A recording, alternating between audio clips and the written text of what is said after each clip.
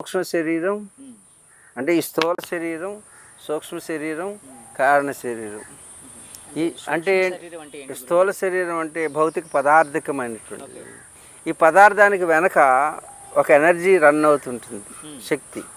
ఆ ఎనర్జీని మీరేమంటారు? Energy power.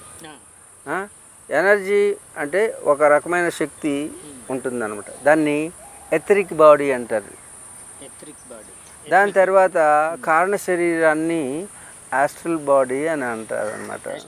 యాస్ట్రల్ బాడీ అంటారు. ఈ మూడు ప్రతి అణువులోనూ కూడా ఈ మూడు ఉంటాయి.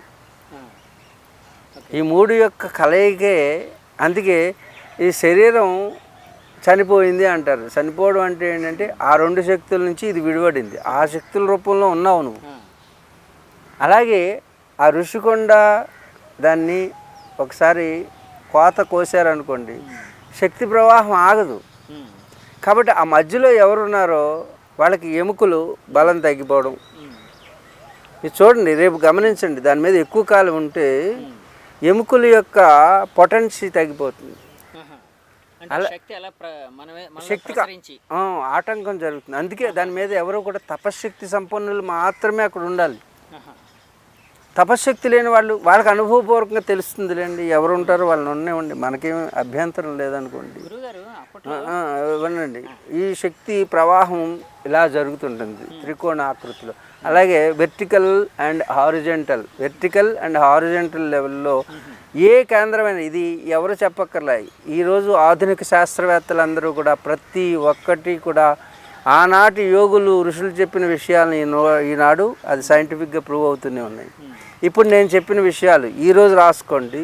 ఆ ఋషికొండ మీద ఏవైతే విహార కేంద్రాలు, విజ్ఞాన కేంద్రాలు లేకపోతే ఏవి పెట్టినప్పటికీ కూడా ఒకరోజు 2 రోజుల కంటే ఏ వ్యక్తి అయినా అక్కడ నివసించినట్టయితే భౌతికమైనటువంటి మామూలు మనుషులు వాళ్ళ మీద చాలా ఆ శక్తి ప్రవాహం జరుగుతుంది. ఏ విధంగా అయితే ఒక యాటమ్ బాంబు వేస్తే ఏ విధంగా అయితే నాశనం చెందుతుందో అలాగే మన శరీరంలో కూడా ఆ యాటమిక్ పవర్ ఏదైతే ఉందో, ఆధ్యాత్మిక శక్తి ఏదైతే ఉందో, ఆ ప్రాకృతిక శక్తి ఏదైతే ఉందో ఆ మనుషుల్లో ప్రవహించి వాళ్ళకి జుట్టు ఊడిపోవడం. ముఖ్యంగా జుట్టు ఎందుకు చెప్తున్నాడు? జుట్టు మనం చనిపోయినా చనిపోదు. అన్నిటికంటే శక్తివంది జుట్టు. యోగుల కింద జుట్లు ఎందుకు ఉంటాయంటే వాళ్ళకి శక్తి ఎక్కువ ఉన్నది అని అర్థం. ఇప్పుడు ఈ గడ్డ ఉన్నది, ఇప్పుడు లోపల మడత పెట్టుకున్నాను అనుకో, ఉక్క దాన్ని వదిలితే ఇక్కడి వరకు ఉంటుంది గడ్డం. నిన్న మీ కెమెరాలో గడ్డం నువ్వు పెంచుకుందామన్నా ఒక 10 సంవత్సరాలు పెరగదు నీకు. ఎందుకంటే నీకు ఆధ్యాత్మికమైన ఆలోచన విధానం అంటే లోపల కెమిస్ట్రీ మారుతుంది. అందుకే యోగులకి ఇవన్నీ కూడా శక్తి కేంద్రాలు. అందుకే దీనికి చివరికి వచ్చేసరికి కోన్ ఉంటుంది. అలాగే ప్రతి జుట్టుకి అందరికీ కూడా కోన్ ఉండడానికి ఇవి శక్తిని తీసుకునే కేంద్రాలు, శక్తిని విడుదల చేసే కేంద్రాలు. నీకేంటి, నాకేంటి, ఎవరికైనా మీరేం చేస్తున్నారో కట్ చేసేస్తున్నారు. అందుకే దైవం ఉన్నటువంటి స్థలంలో జుట్టు ఎందుకు ఇవ్వాలని అది ప్రత్యేకమైన ఒకటి పెట్టి అది ఇంకోసారి పెడదామండి దాని మీద. ఎముకలు ఎందుకు గంగా నదిలో కలపాలి, కృష్ణాలో కలపాలి, గోదావరిలో కలపాలి? ఇవన్నీ కూడా వెనక పెద్ద అపారమైనటువంటి సైన్స్ ఉంది. సైన్స్ కాదు, సైంటిస్టుల ద్వారా, మీలాంటి సిద్ధ యోగుల ద్వారా. సైంటిస్టులు చెప్పేది సైన్సు, సైంటిస్టులు చెప్పేది సైన్సు. సైన్స్కి ఏం తెలుసు అంటే ఇప్పటికి చంద్రమండల యాత్రే ఇప్పుడు పూర్తి చేయలేదు వాళ్ళు. ఇంకా అనంతమైనటువంటి విశ్వాన్ని ఏం చూస్తారు? అందుకే అంతరిక్షంలోకి వెళ్తే తెలుసుకోవాలంటే కొంతే, అంతరంగంలోకి వెళితే తెలిసేది అంతా. అంతరంగ ప్రయాణం చేసేవాడు ఋషి, అంతరిక్షంలో ప్రయాణం చేసేవాడు ఖుషి. ఖుషి కోసం అంటే ఏది కనిపెట్టినా వాడు ఈ శారీరకమైనటువంటి సుఖం కోసమే. ఇప్పుడు ఋషికొండలోనూ వాళ్ళు ఎవరైనా సరే స్టే చేస్తే వాళ్ళు యోగులు అయితే మాత్రమే ఆ శక్తిని ధారణ చేయగలరు. లేకపోతే అక్కడ ఉండేటువంటి ఆఫీసుల్లో కానీ ఏం పెట్టినా, అక్కడ ఎవరైనా విహారానికి వెళ్ళినా, దేనికి వెళ్ళినా సరే ఆ శక్తి ఏమవుతుందంటే ఈ యొక్క ఎముకల మీద, ఈ జుట్టు మీద ముందుగా పనిచేయడం మొదలు పెడుతుంది. ఎందుకంటే శక్తిని తీసుకునే కేంద్రాలు జుట్టు, శక్తిని తీసుకునే కేంద్రాలు మనలో ఎముకలు. ఇవి మనం చనిపోయిన తర్వాత కూడా కొన్ని వేల సంవత్సరాల వరకు బ్రతికే ఉంటుంది డిఎన్ఏ లోపల. నువ్వు చనిపోయిన తర్వాత కూడా ఈ వెంట్రుక దొరికితే నీ యొక్క రూపాన్ని మళ్ళీ క్రియేట్ చేయొచ్చు. అలాగే డైనోసార్స్ని క్రియేట్ చేయడానికి చూస్తున్నటువంటి ఒక డిఎన్ఏ దొరికితే, వెంట్రుక దొరికితే చాలు, నీ పూర్వ రూపాన్ని కూడా తిరిగి తీసుకురావచ్చు. అందుకే మన పెద్దలు వెంట్రుకలు ఎక్కడ పడేయకండి, ఎవరు దొక్కుతారండి. అందుకే ఎముకలు గోర్లు ఎక్కడ పడేయకండి, పన్ను ఊడిపోతే ఎక్కడ పడేయకండి అని చెప్పింది. ఎందుకంటే దాంట్లో డిఎన్ఏ ఉంటుంది. ఆ డిఎన్ఏ కనుక ఎవరికైనా దొరికితే దాని మీద ఏదైనా మంత్రప్రయోగం కానీ, లేకపోతే దరిద్రుడు ఆ కాలు తొక్కితే, పిల్లి తొక్కినా లేకపోతే ఎలక తొక్కినా దాని యొక్క ప్రభావం మన మీద వరకు వస్తుంది. ఇదంతా ఒక సైంటిఫిక్ తెలియనటువంటి ఒక శక్తి ప్రవాహానికి సంబంధించిన విషయం, నిగూఢమైనటువంటి రహస్యం ఇది. ఆ రహస్యాన్ని మన పూర్వీకులైన ఋషులు తెలుసుకుని ఇప్పటికి సైన్స్కి ఇంకా అందాలంటే కొన్ని వేల సంవత్సరాలు పడుతుంది. ఎందుకు? చంద్రుడి మీద నీరు ఉన్నదని చెప్తున్నారే, ఆ నీరు ఉందని చెప్పింది ఋషులు ఎప్పుడో చెప్పారు. ఎందుకంటే చంద్రగ్రహం అంటే ఏంటి? జలతత్వం. మన యోగశాస్త్రంలో చంద్రుడు అంటే జలతత్వం అని ఎప్పుడో చెప్పారు. అర్థమైందా? మొన్న చంద్రయాన్ చేశారు కదండి, మరి అంతవరకు వెళ్ళగలిగారు కదండి. అంటే ఋషులు సిద్ధయోగులు ఎప్పుడో చెప్పిన దాన్ని ఇప్పుడు వీళ్ళు కనుక్కునే ప్రాసెస్లో ఒక 1% 2% వెళ్ళారని అంటున్నారు కదండి. ఆ విధంగా దాని మీద మీ పరిశోధన కానీ లేకపోతే మీ కామెంట్ ఏంటి? ఆనాడు ఎప్పుడూ సిద్ధయోగులు కాదు, ఆ సిద్ధయోగుల యొక్క డిఎన్ఏ కాలక్రమేణా పరిణతి చెందుతూ ఆ సిద్ధయోగుల నుంచి పుట్టినటువంటి వాళ్ళే ఈ మనుషులందరూ కూడా. ఇప్పుడు మీ గోత్రం ఉందంటే మీ ఋషి పేరు అది. మీ గోత్రం ఏది ఉందో అది ఆ ఋషి ప్రోక్తమైన డిఎన్ఏ నీలో కంటిన్యూ అవుతుంది. చిన్న డౌట్ అండి, ధర్మ సందేహం. ఇప్పుడు అప్పట్లో సిద్ధులకి యోగులకి ఈ మనోనేత్రం దివ్య దృష్టి ఉంది అనేవారు కదండి. అంటే వాళ్ళు ఆ జ్ఞానాన్ని వదలడం ద్వారా అక్కడెక్కడో చంద్రమండలంలో అక్కడ ఉండే పరిస్థితులతో లేకపోతే అక్కడ ఉండే ఫోర్సెస్తో ఏమైనా కనెక్టివిటీ ఏదైనా ఉండేదండి? అంటే ఆ విధంగా తెలుసుకోగలిగేవారా? అందరికీ ఇప్పుడు ప్రతి ఒక్క జీవుడికి ఈ శక్తి ఉంది, కానీ వాళ్ళు మర్చిపోయారు అంతే.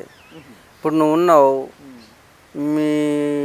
ఇప్పుడు ఎంతమంది పిల్లలు నీకు? ఒక పాప అండి. పాప ఎక్కడ ఉంటుంది? ఇప్పుడు స్కూల్లో ఉంటుంది.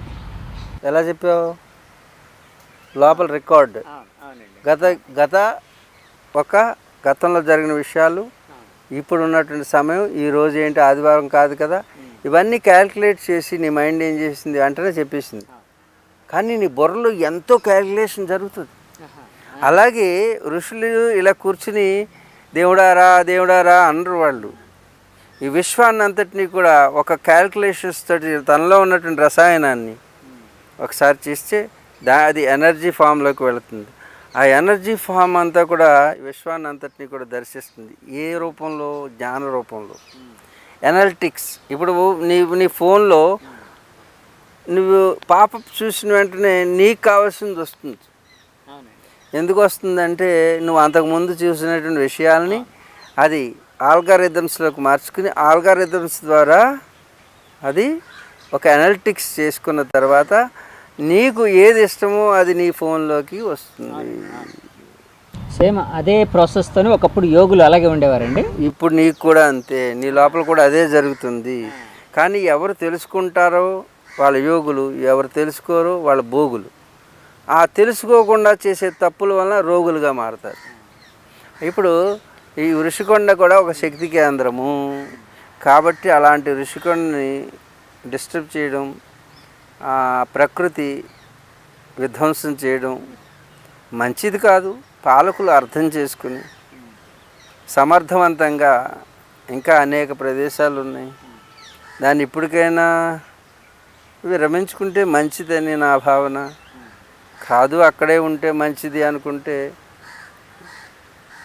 పెద్దలు చెప్పడం వరకే, పిల్లలు దాన్ని ఆచరించాలి. ఆచరించకపోతే ఆ చెరిచేటటువంటి గుణం ఆ ప్రకృతికి వస్తుంది. తత్ఫలితాలని అనుభవించక తప్పదు. మేమున్నది చెప్పేవారికి, దాన్ని ఆచరించేది మీరు. ఆచరిస్తే మంచిది. గురుగారు ఋషికొండ మీద అంటే అదే టాపిక్ మనం మాట్లాడుతున్నాం కాబట్టి ఋషికొండ మీద సరే ఇప్పుడు ప్రభుత్వం ఏదో కొన్ని కాటేజ్ లేకపోతే కార్యాలయాలు ఏదో నిర్మిస్తున్నారు అని అంటూ ఉన్నారు, లేకపోతే సీఎం గారు ఉండడం కోసం ఏదో నిర్మిస్తున్నారు అంటున్నారు, రకరకాల అంటే అదైతే మనకు క్లారిటీ లేదు. అంటే నేననేది ఏంటంటే అంతకు ముందు కూడా కొన్ని ప్రభుత్వాలు కాటేజీలు ఉండేవండి.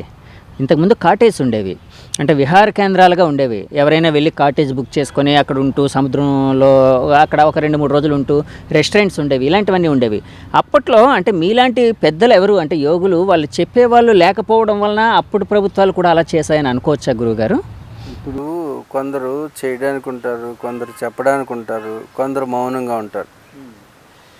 మౌనంగా ఉన్న వాళ్ళు చేయడం లేదు అని అనుకోవద్దు. ఎప్పుడు కూడా ఓ పుష్పం మౌనంగా ఉంటుంది, ముకుళిత హస్తాలతో ఉంటుంది.